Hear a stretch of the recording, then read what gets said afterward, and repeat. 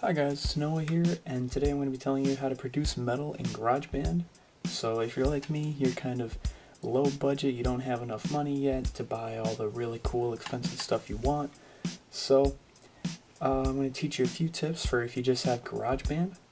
And they're pretty cheap, it shouldn't be super expensive. So yeah, what you'll need is just an interface, a guitar, and a bass, and a cable. And that's really all you need. 1. Record all guitars through the interface, and that includes bass as well. Basically, the reason why is because while you can get some decent sounds out of your amp, if you're low budget, you probably don't have that great of an amp, or that great of mics to mic up your amp, so it's best to just stick with just an interface and let the DAW do stuff for you. Number 2, for any distortion, use your crunch guitar settings instead of the distorted guitar. But there is one distorted guitar setting that is decent, the bell bottom stack.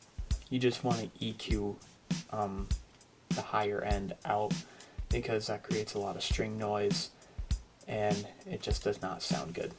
Number 3, you're going to want to double track your guitars, but not bass.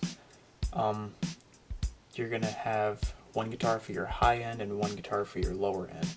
There's a video that Spectre Sound Studios put up called The Greatest Guitar Recording Trick for Metal That I Ever Learned, or something along the lines of that. And basically he used a condenser mic on one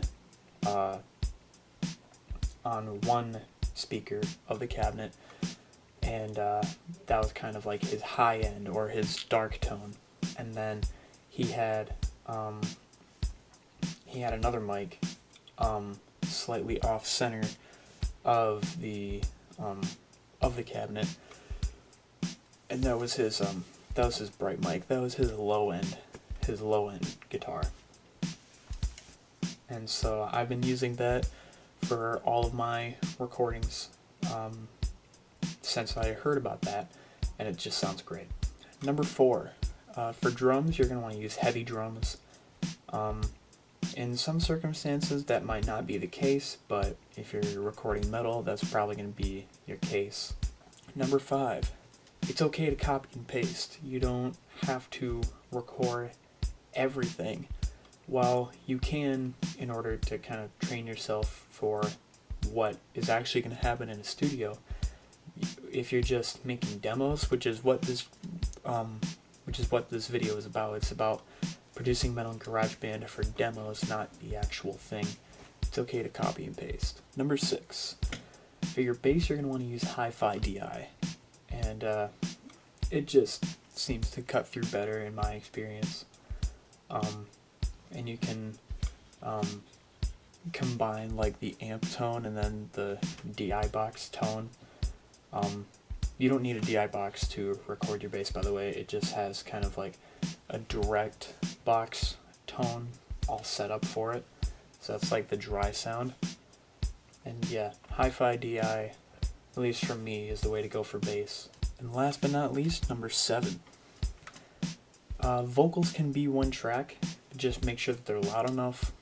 If they're not loud enough, again, you can copy and paste that track and make a separate track, and then have that be equally as loud. It'll be a bit louder. So yeah, they don't have to be double tracked. You can be double tracked, but they don't necessarily have to be. So yeah, those are my 7 tips for producing metal in GarageBand. And again, this is for demos. This isn't for actually producing music. This is just to get the rough idea down. So yeah, I will see you in the next video. Bye-bye.